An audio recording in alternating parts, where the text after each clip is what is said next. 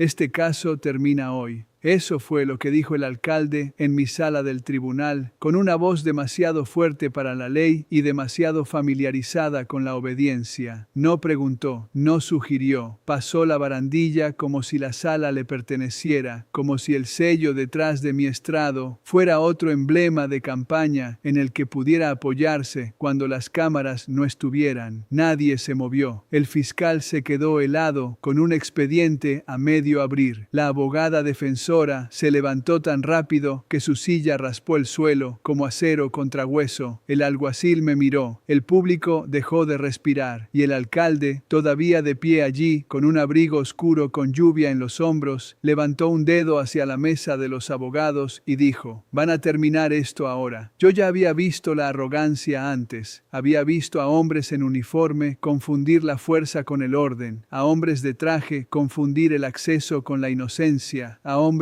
con títulos confundir el cargo público con la inmunidad privada. Pero hay momentos en que un tribunal deja de ser una sala y se convierte en una prueba. Ese fue uno de ellos. Lo miré, dejé que el silencio se asentara. Luego dije: «Señor alcalde, retroceda». No lo hizo. Giró la cabeza lo justo para asegurarse de que cada persona en esa sala viera su rostro. Eso le importaba. Los hombres así nunca amenazan en privado si pueden escenificarlo en público. Dijo: «A mi hijo ya lo han arrastrado lo suficiente. Este circo se acabó». No fue una petición, ni siquiera una mentira disfrazada de preocupación, solo presión, desnuda y estúpida, dicha para el registro, donde todos pudieran escucharla. Y antes de decirles lo que hice después, deben entender cómo una simple agresión callejera ya había sido torcida, borrada, enterrada y disfrazada de papeleo antes de que llegara a mi estrado. Porque para el momento en que el alcalde marchó hacia mi tribunal, la verdad ya había sido pateada, esposada, eliminada y casi enterrada viva. El caso no comenzó como un escándalo. Entró vistiendo la ropa de un incidente menor de alteración del orden público, un disturbio nocturno, un peatón herido, relatos de testigos contradictorios, ningún video confiable, un videógrafo independiente detenido con problemas de actitud. Según el informe de arresto, esa era la versión en papel, delgada, conveniente, limpia de la misma forma en que un informe falso siempre intenta verse limpio, pero el papel tiene un olor cuando ha sido quemado y reescrito. Lo supe la primera vez que leí el resumen del incidente. El oficial escribió que la policía respondió a un combate mutuo entre dos hombres no identificados cerca de una zona de carga en la acera del centro. Sin embargo, el ingreso al hospital adjunto describía a una víctima con fracturas faciales, el hueso orbital fisurado y moretones defensivos en ambos antebrazos. Combate mutuo. Esa frase ha enterrado más cobardía que el concreto. Luego estaba el videógrafo. Su nombre era Daniel Mercer, 32 años, independiente, sin antecedentes violentos, sin arrestos previos. Detenido esa noche por obstrucción y desacato.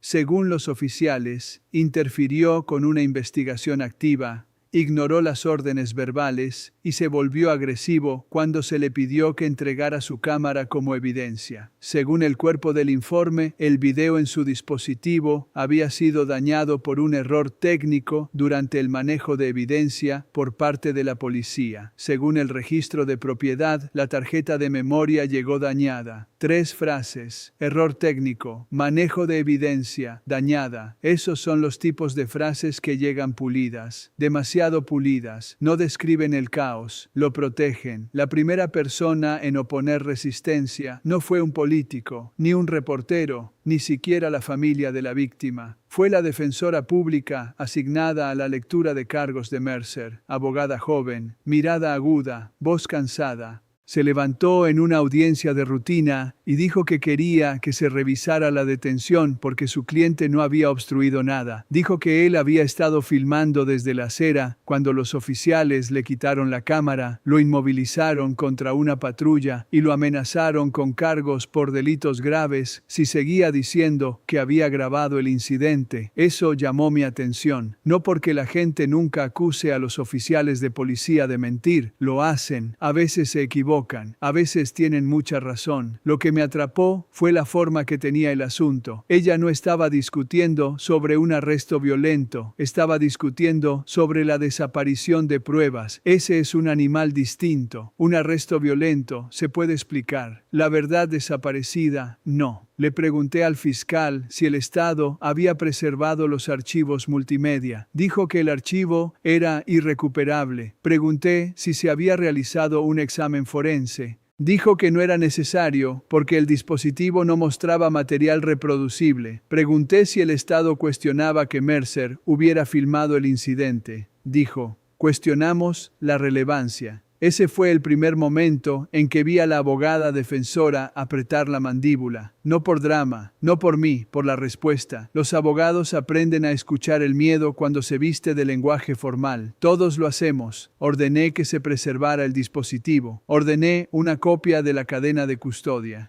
Ordené que todos los oficiales que respondieron al llamado estuvieran presentes en la siguiente audiencia. Esa debería haber sido la parte fácil. No lo fue. Para la siguiente comparecencia, un oficial estaba de baja médica. Otro había cambiado de turno. Un tercero tenía papeleo complementario que, de alguna manera, no había llegado al primer expediente. El fiscal ahora tenía una teoría mejor. El peatón, dijeron, podría haber estado intoxicado. El enfrentamiento podría haber escalado a partir de insultos verbales. Mercer podría haberse obsesionado con la actividad policial e insertarse a sí mismo en la situación. La cámara podría haber fallado antes de que los oficiales la tocaran. Podría. La verdad no suele llegar con tantas muletas. Entonces la abogada defensora hizo algo inteligente. Dejó de discutir sobre el video y comenzó a discutir sobre la línea de tiempo. Puso el registro de despacho junto al informe de arresto. El despacho mostraba que los oficiales fueron llamados por una agresión en curso. El informe de arresto lo llamaba combate mutuo. El despacho mostraba que el sospechoso huyó hacia una camioneta SUV negra antes de que llegaran los oficiales. El informe decía que no se identificó a ninguna persona huyendo. El despacho reflejaba a un interlocutor gritando, «¡Lo va a matar!». El informe describía contacto físico menor. Cuando una mentira cambia de forma bajo la luz fluorescente, no necesitas una confesión, necesitas paciencia. Le pregunté al oficial a cargo, bajo juramento, por qué su informe no mencionaba al sospechoso que huía. Dijo que la escena era caótica. Pregunté por qué el informante describió una agresión unilateral. Dijo que los resúmenes de despacho pueden ser inexactos. Pregunté por qué se arrestó a Mercer en lugar de entrevistarlo. Dijo que Mercer estaba agitado y no cooperaba. Entonces Mercer se puso de pie cuando su abogada le dijo que no lo hiciera. Eso pasa en la corte. Las personas escuchan cómo las describen unos extraños y algo dentro de ellas rompe la disciplina. Se puso de pie y dijo, seguía diciéndoles que el tipo de camisa blanca fue el que lo hizo. Seguía diciéndoles que lo tenía en cámara. El fiscal objetó. Le dije a Mercer que se sentara. Lo hizo, apenas. Ese arrebato no debería haber importado legalmente, pero a veces una oración te dice dónde cavar. El tipo de camisa blanca. Hasta entonces, cada documento oficial trataba al atacante como si fuera el clima, sin nombre, sin forma, un borrón. Ahora había una camisa blanca. Eso significaba que alguien había sido visto con la suficiente claridad como para describirlo. Así que le hice a la abogada defensora una pregunta simple. ¿Sabe quién era ese hombre? Ella dijo, aún no. El fiscal miró fijamente al frente. Esa respuesta cambió 2 semanas después, y cuando cambió, alguien intentó silenciarla de inmediato. La abogada defensora regresó con una moción para obligar a la entrega de comunicaciones policiales adicionales, grabaciones de cámaras de tráfico y cualquier audio de despacho aún no revelado. Bastante rutinario en el papel, pero adjunto a esa moción había una declaración jurada de un valet parking que trabajaba cerca de la escena. Dijo que vio a un joven golpear al peatón hasta tirarlo al suelo, patearlo 2 veces y luego ser alejado por 2 amigos. Dijo que la policía llegó en minutos. Dijo que los oficiales hablaron brevemente con uno de los hombres cerca de la SUV negra. Luego se volvieron y confiscaron la cámara del videógrafo. Y luego, en el último párrafo, la declaración jurada identificaba al joven que vio. Ethan Ward, el hijo del alcalde. Eso debería haber volado el techo del juzgado. En cambio, la declaración jurada se desvaneció en una niebla procesal antes de la hora del almuerzo. El testigo no se presentó esa tarde. Su empleador de repente no tenía registro de su turno. Su teléfono fue desconectado a la mañana siguiente. La abogada defensora solicitó un aplazamiento. El fiscal argumentó que la declaración jurada era un testimonio de oídas poco confiable. A los reporteros, que habían comenzado a reunirse cuando surgió el nombre del alcalde, se les mantuvo afuera porque el calendario de audiencias fue reprogramado abruptamente. Así es como funciona el poder cuando quiere mantenerse invisible, no con un gran movimiento. Con 100 dedos grasientos en el horario, la lista de testigos, el papeleo, la puerta lateral, el ángulo de la cámara. Si crees que el nombre por sí solo salvó el caso, nunca has visto al poder proteger a los suyos. Un nombre famoso no siempre crea luz, a veces la bloquea. Mercer regresaba a la corte más pálido cada vez que lo veía. Al principio estaba enojado, luego fue cauteloso. Para la tercera audiencia hablaba como un hombre que escucha pasos incluso a plena luz del día. Su abogada me informó que le habían advertido que los fiscales estaban considerando cargos relacionados con manipulación, declaraciones falsas e interferencia ilegal de grabación en la actividad de las fuerzas del orden. Una lista notable para un hombre cuyo único error parecía ser apuntar una lente en la dirección equivocada hacia la familia equivocada. Le pregunté al fiscal si se estaban contemplando cargos adicionales. Dijo que todas las opciones seguían abiertas. Todas las opciones. Otra frase pulida.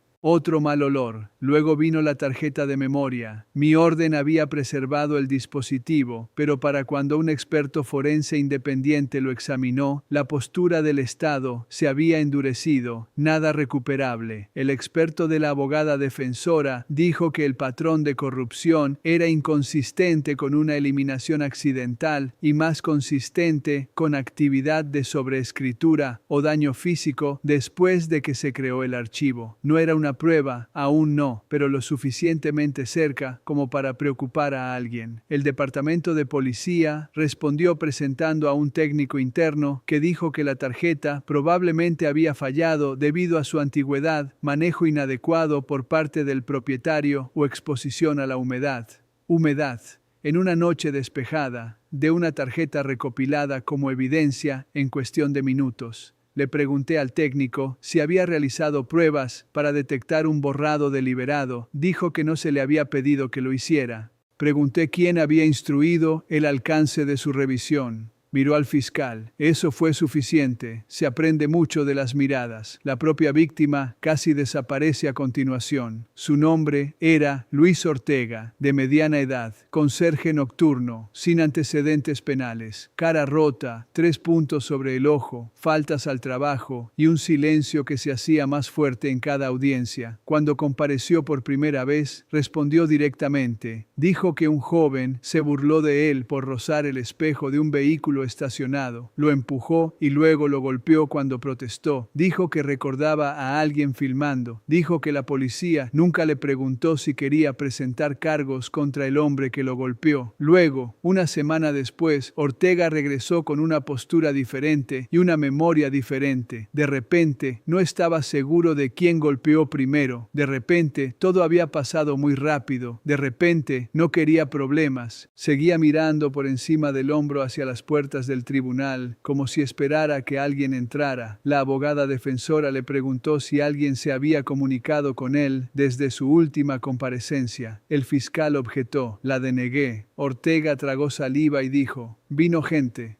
«¿Qué gente?». Se quedó mirando las vetas de la madera en el estrado de los testigos. Gente diciéndome que lo dejara pasar. El fiscal objetó de nuevo. Pidió fundamento, pidió especificidad, pidió moderación. Lo que quería era interrumpir. Lo que obtuvo fue un registro. Le pregunté a Ortega si esas personas se identificaron. Él dijo, no. Pregunté si mencionaron al alcalde. No respondió. Ese silencio tenía peso. Para entonces, la galería estaba llena. Se había corrido la voz. No públicamente, no de forma clara, no con titulares que dijeran lo que todos sospechaban. Pero suficientes personas habían escuchado suficientes fragmentos como para ir a ver. Un videógrafo independiente arrestado. Una grabación desaparecida, una víctima alejándose del micrófono, el hijo de un alcalde flotando a través del expediente como perfume en la escena de un crimen. Aún así, nada de eso era suficiente para abrir el caso de par en par, porque el sistema se resistía. Un oficial se jubiló anticipadamente, otro de repente recordaba menos cada vez que testificaba. El fiscal se volvió más agresivo y menos preciso. Las mociones llegaban tarde, las pruebas llegaban censuradas. Testigos con los que alguna vez se pudo contactar dejaron de devolver las llamadas. Las imágenes de la cámara exterior de una tienda vecina habían sido sobrescritas automáticamente antes de que se solicitara su preservación. Incluso la SUV negra, identificada vagamente por un testigo, de alguna manera no se pudo vincular a ningún vehículo registrado a nombre de la ciudad o asociado a la familia. Cada camino hacia la verdad desarrollaba una puerta bloqueada en el momento exacto en que importaba. Ese es el punto en el que la gente común comienza a ceder. No porque sean débiles, porque la vida es cara y el poder sabe cómo hacer que la verdad sea inasequible.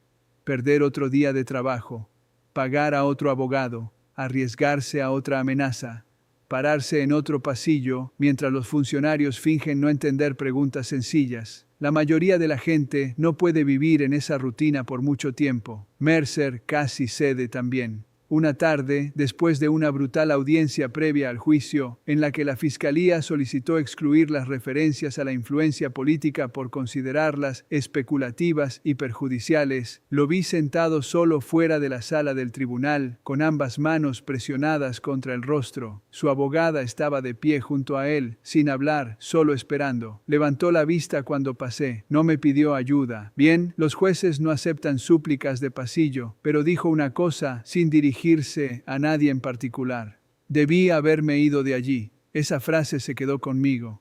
Porque eso es lo que la presión está diseñada para producir, no el silencio después del hecho, la autoeliminación antes de que la verdad pueda tomar forma, hacer que el testigo desee nunca haber visto, hacer que la víctima desee nunca haberse quejado, hacer que el abogado desee nunca haber preguntado, luego llamar al colapso algo voluntario. La estrategia de la Fiscalía se agudizó a medida que se acercaba el juicio. Dejaron de negar la incertidumbre y comenzaron a usarla como arma. Ningún video confiable, relatos contradictorios, visibilidad nocturna, memoria distorsionada por el estrés, reacción civil exagerada, contaminación mediática. Querían al jurado nadando en la niebla el tiempo suficiente para que dejaran de preguntarse quién la había creado. Y por un tiempo, lo admito, incluso la sala del tribunal se sintió pesada con esa niebla. Hubo una audiencia en la que denegué una moción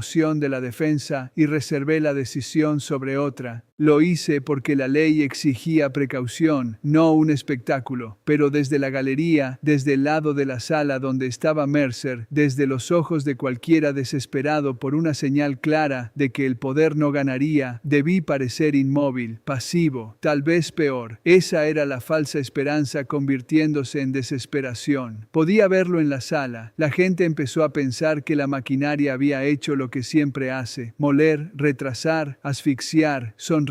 Si hubieras estado sentado allí entonces, podrías haber pensado que el caso ya estaba perdido. Te habrías equivocado, porque mientras todos miraban las imágenes perdidas, la abogada defensora encontró lo único que la corrupción odia más que las cámaras: la duplicación. Ocurrió a través de un detalle que nadie consideró importante al principio. Mercer testificó que a menudo filmaba en la memoria interna y al mismo tiempo realizaba una copia de seguridad automática en la nube a través de un teléfono vinculado, cuando la señal lo permitía. En la escena, la policía incautó la cámara, pero no su teléfono de inmediato. Lo tomaron más tarde, después de que ya había sido transportado. A primera vista, eso significaba muy poco. Las cargas parciales fallan todo el tiempo, pero las pequeñas cosas se convierten en puertas cuando la entrada principal está soldada. La abogada defensora solicitó por orden judicial los metadatos del operador telefónico. El Estado luchó contra ello. Alegó problemas de privacidad, alegó irrelevancia, alegó carga técnica, luchó demasiado duro. Eso me dijo más que su escrito. Permití que la citación se realizara de forma estrictamente limitada. 3 días después, la abogada regresó con registros que mostraban un pico de datos que comenzaba minutos antes del arresto de Mercer y que terminaba solo después de que el teléfono fuera puesto bajo custodia. No era el video en sí, aún no, solo la prueba de que algo se había movido a algún lugar rápido e incompleto antes de que se confiscara el dispositivo. El ambiente en el tribunal cambió. El fiscal pidió tiempo para revisar. Por supuesto que lo hizo. El retraso es el aliado más antiguo del culpable. Le di menos del que quería. Luego vino otra oportunidad y de nuevo alguien se movió al instante para aplastarla.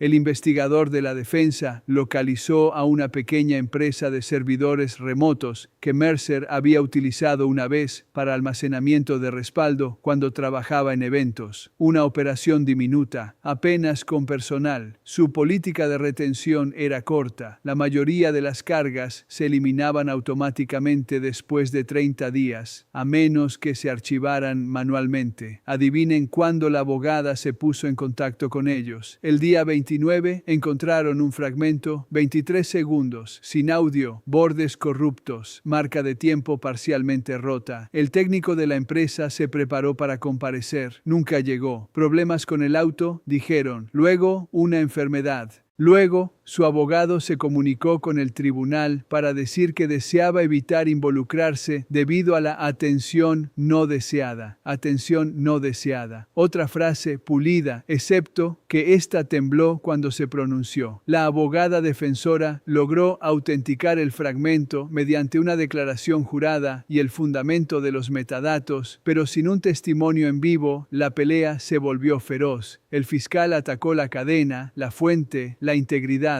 Argumentó que el clip estaba incompleto, que era engañoso e inadmisible. Tenía razón en una cosa, estaba incompleto, pero era suficiente para arruinar la historia oficial. El video mostraba una acera bajo el resplandor de las luces de la calle. Un hombre con una camisa blanca entraba en el encuadre. Otro hombre, luego identificado como Ortega, tropezaba hacia atrás con ambas manos abiertas. El hombre de la camisa blanca se abalanzó. Ortega cayó. Siguió un segundo movimiento hacia abajo. Fuerte. Rápido, no fue mutuo, ni de cerca. Luego la imagen se sacudió cuando alguien gritó fuera de cuadro y Mercer giró la cámara. Luces azules destellaron en el borde. El clip se cortó. 23 segundos. Eso fue todo. Pero 23 segundos honestos pueden romper a la mitad un mes de mentiras. La galería escuchó la descripción del clip antes de que lo hiciera el jurado. La información se filtró. Siempre pasa. La ciudad empezó a zumbar. Las radios de debate encontraron su indignación.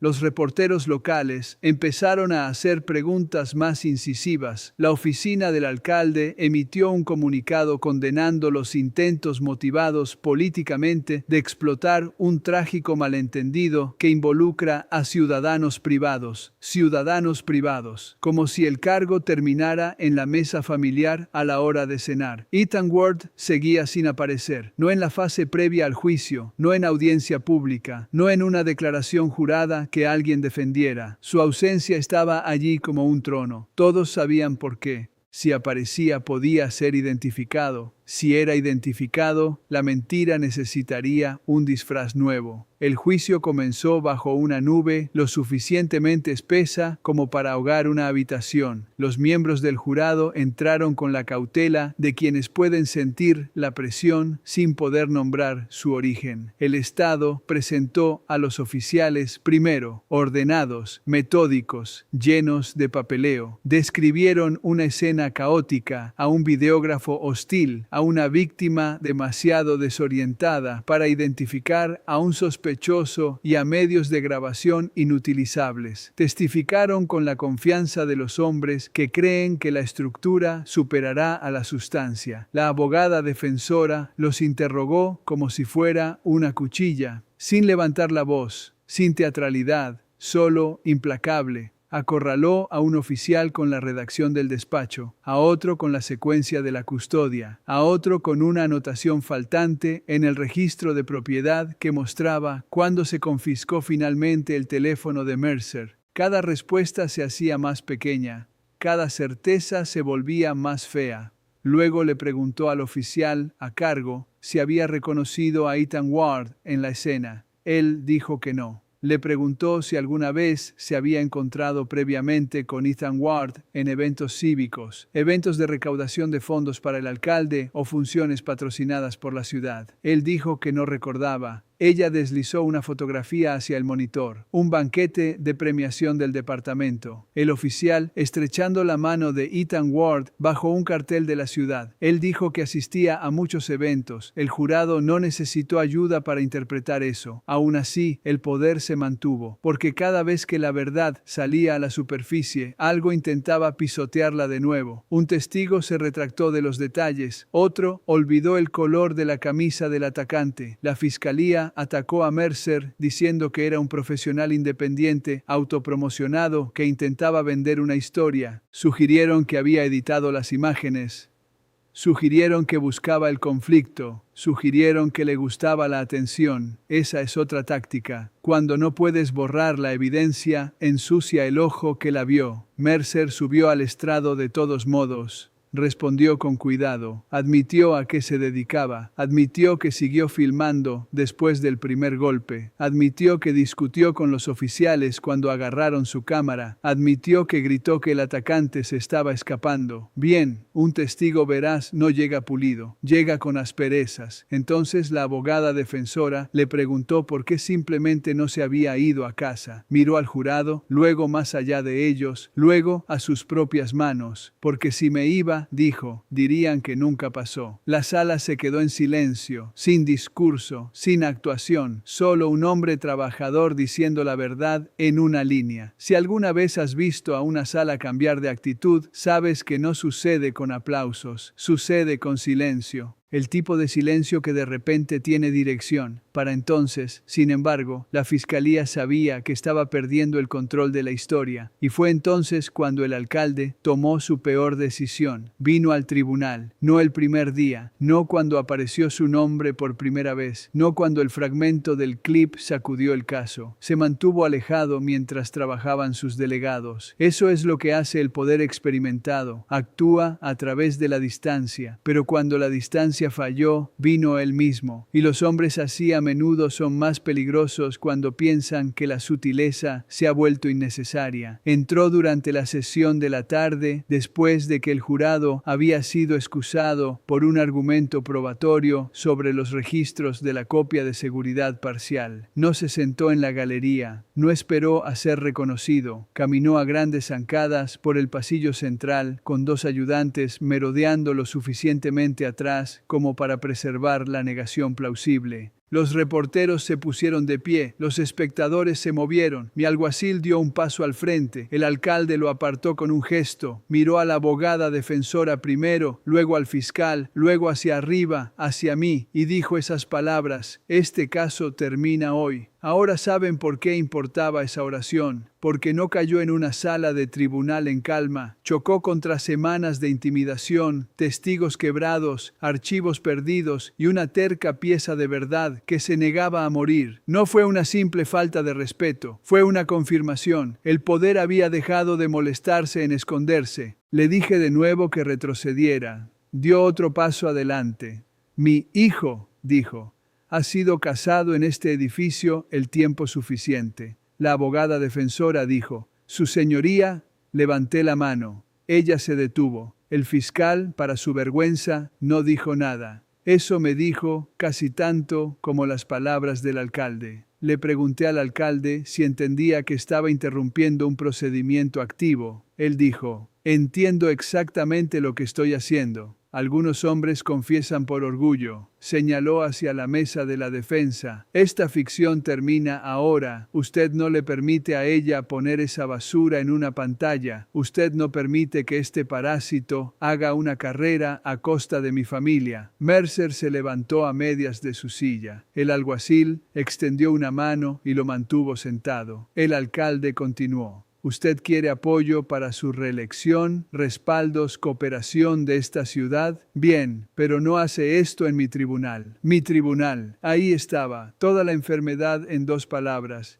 He pasado toda una vida en el estrado, escuchando a personas mentir, rogar, adoptar posturas, quebrantarse, negociar, acusar y colapsar. Pero de vez en cuando, alguien dice algo tan revelador que la ley ya no necesita interpretación, necesita ser ejecutada. Me quité los anteojos y los dejé sobre la mesa. Luego dije, alguacil, deténgalo. La sala no reaccionó al principio, no porque no me hubieran escuchado, porque sí lo habían hecho. El alcalde parpadeó una vez, como si el lenguaje hubiera fallado. El alguacil se movió, un ayudante intervino. Mala decisión. Un segundo agente se acercó por el costado. La abogada defensora retrocedió. Mercer miraba fijamente. El fiscal, de hecho, susurró. Su señoría, como si la palabra misma pudiera revertir lo que él había permitido que sucediera. Lo repetí. Deténgalo. Obstrucción. Intento de coerción en audiencia pública. Ahora. Entonces la sala explotó. Los reporteros se abalanzaron hacia las puertas. Los espectadores se levantaron. Alguien gritó. El alcalde retiró el brazo bruscamente y gritó que yo estaba cometiendo un error. Dijo que me arrepentiría. Dijo que todos en esa sala responderían por ello. El alguacil lo giró hacia la barandilla.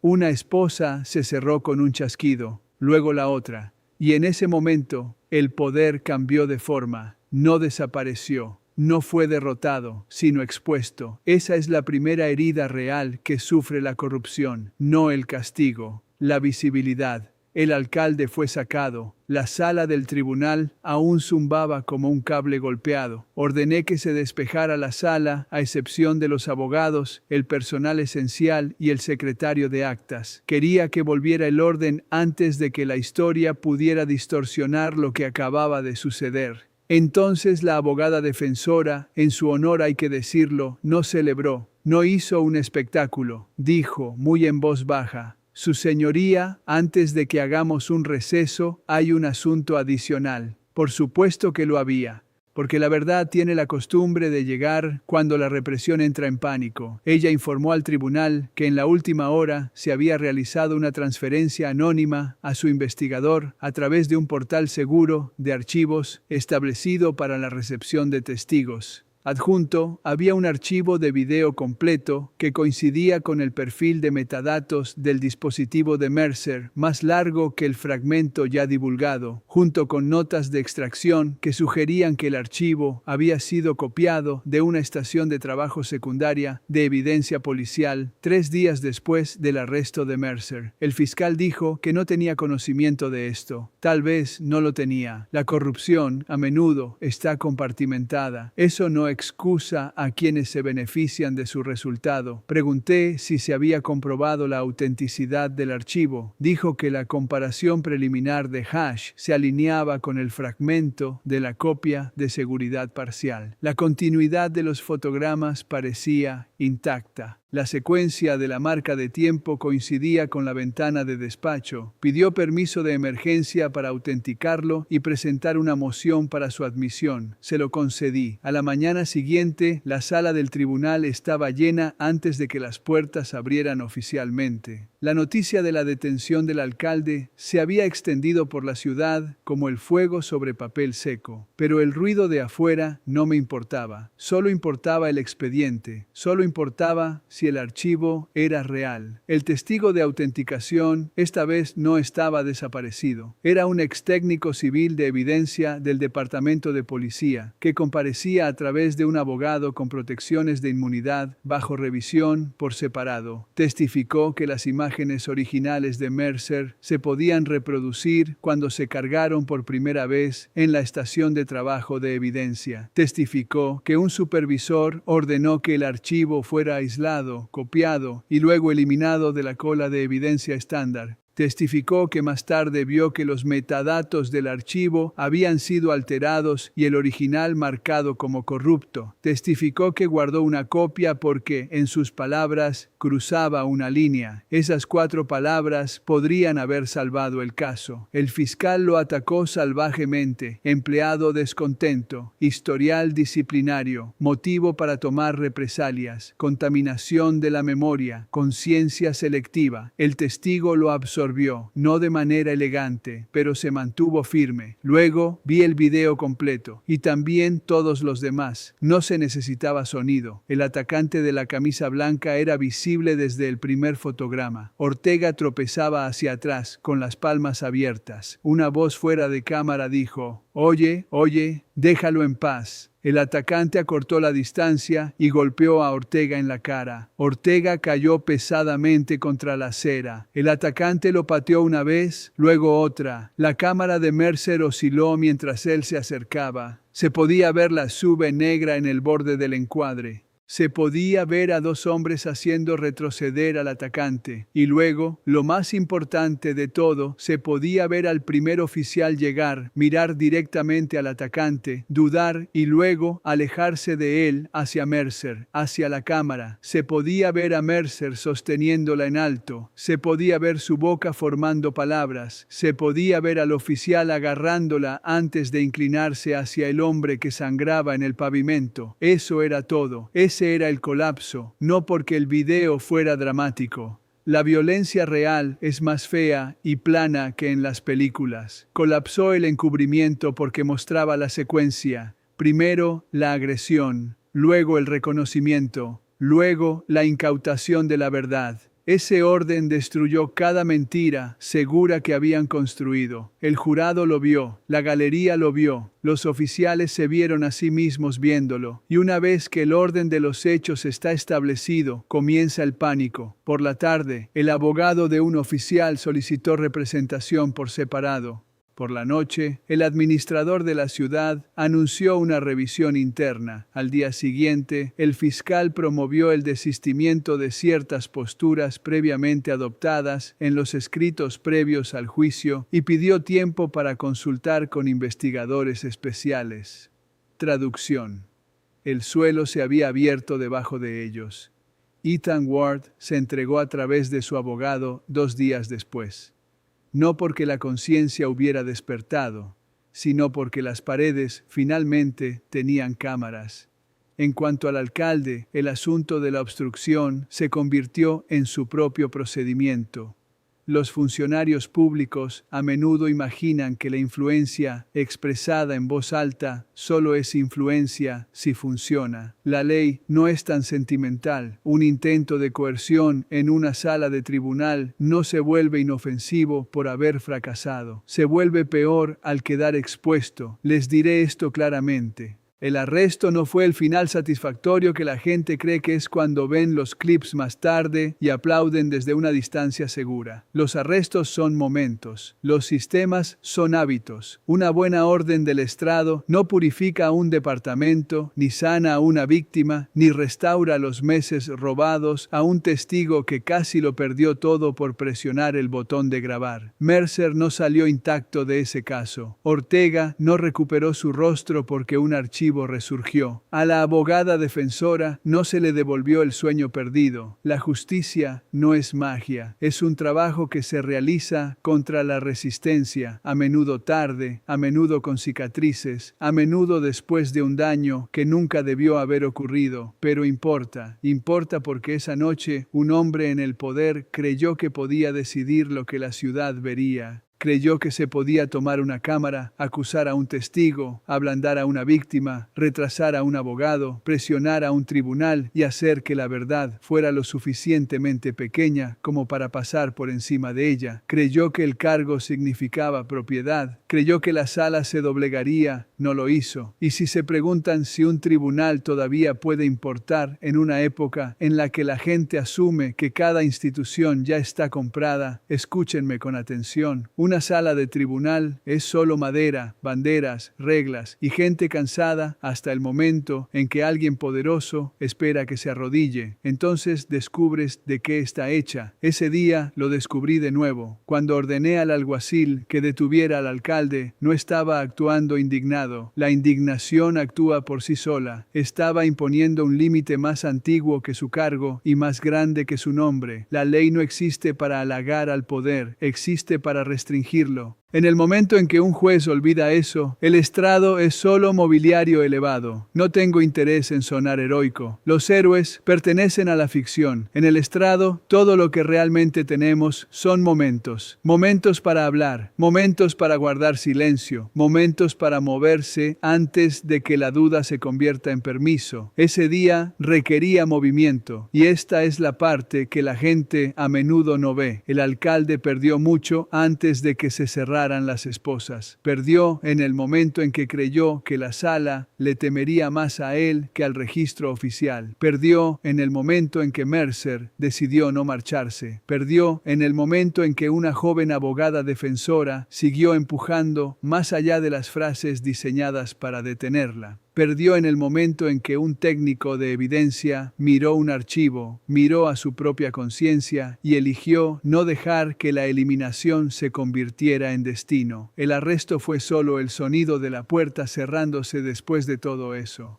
He reproducido ese caso en mi mente más de una vez, no porque fuera dramático, sino porque fue ordinario de la manera más peligrosa. Quítale el título y te quedas con un viejo patrón. Primero la violencia, luego la influencia. Tercero, el papeleo, el silencio después de eso. Ha sucedido en ciudades grandes y pequeñas, en oficinas pulidas y callejones sucios, bajo diferentes nombres y diferentes administraciones. Los detalles cambian, el apetito no. Por eso importan los registros, por eso importan los testigos, por eso importa una sola línea en una transcripción, y por eso las personas que temen a la verdad nunca dejan de intentar controlar el momento antes de que se vuelva permanente. Lo intentaron en este caso. Lo intentaron en la acera, cuando Ortega todavía estaba en el suelo. Lo intentaron en la patrulla cuando Mercer seguía diciendo que lo tenía grabado en cámara. Lo intentaron en la sala de evidencias con una estación de trabajo y un error falso. Lo intentaron en el pasillo de los testigos, con visitas y advertencias. Lo intentaron en las mociones, objeciones, aplazamientos, omisiones, y cuando todo eso empezó a fallar, lo intentaron justo enfrente de mí. Se equivocaron de sala. Al final, el encubrimiento total no colapsó porque las instituciones de repente se volvieran puras. Colapsó porque demasiados actos separados de resistencia sobrevivieron el tiempo suficiente para encontrarse entre sí. La lente de Mercer, la persistencia de la abogada, los metadatos, un fragmento, una conciencia, un expediente, una frase pronunciada con demasiada audacia por un hombre acostumbrado a ser obedecido. Así es como caen las fachadas, no con gracia, no de golpe, se agrietan donde la presión asume que hay debilidad y en cambio encuentra estructura. Así que cuando la gente me pregunta sobre ese día, por lo general quieren escuchar la frase, quieren la orden, quieren el mazo. Bien, aquí la tienen de nuevo. Alguacil, deténgalo. Pero la frase solo importó porque la verdad se había abierto paso luchando a través de cada mano que intentaba asfixiarla antes de que llegara al estrado. Y si hay algo que valga la pena rescatar de este caso, no es que un juez dijera 3 palabras duras, es esto: el poder hace más ruido cuando siente que el registro se le escapa y la ley es más fuerte cuando se niega a parpadear. Ese caso ha terminado ya. Se dictaron los veredictos, las apelaciones siguieron su curso, los titulares siguieron adelante, como siempre lo hacen los titulares. La ciudad encontró nuevos escándalos, promesas más frescas, caras más nuevas, afirmando que no tenían nada que ver con la vieja podredumbre. El tiempo hizo lo que hace el tiempo. Intentó convertir una verdad violenta en un clip en un recuerdo en un eslogan. Yo no me dedico a los eslóganes. Recuerdo la lluvia sobre el abrigo del alcalde. Recuerdo las manos de Mercer temblando en el estrado de los testigos. Recuerdo a Ortega mirando el suelo antes de encontrar el valor suficiente para decir: vino gente. Recuerdo al fiscal sin decir nada cuando el deber exigía hablar. Recuerdo el medio segundo de parálisis después de que di la orden, cuando una sala llena de ciudadanos se dio cuenta de que el guión que el poder había escrito para ellos ya no se estaba siguiendo. Y recuerdo la pantalla, la camisa blanca, el golpe, el giro hacia la cámara. Ese giro contó toda la historia, no solo quién golpeó a Ortega, quién temía ser visto. Esa es la cuestión con la corrupción. Puede sobrevivir a los rumores, puede sobrevivir a una queja, puede sobrevivir a un testigo asustado y a un pulido comunicado de prensa. A lo que no puede sobrevivir para siempre es a una secuencia fijada a la vista del público. Alguien golpea, alguien ve, alguien intenta borrar al que ve y alguien se niega. Ese último alguien es donde comienza la justicia, no donde termina, donde comienza. Así que no, esto nunca fue solo una pelea callejera, fue una prueba para ver si el poder del cargo podía entrometerse en la evidencia, en el testimonio, en el estrado mismo y decidir la realidad mediante una orden. Casi funcionó, esa es la incómoda verdad. Estuvo más cerca de lo que cualquier sociedad decente debería tolerar, pero un casi no es lo mismo que un hecho. Y el día que el alcalde entró en mi sala de tribunal para dar por terminado el caso, hizo algo que las personas poderosas a veces hacen cuando han sido protegidas durante demasiado tiempo. Dijo en voz alta lo que se suponía que debía callar. La ley lo escuchó, y yo también.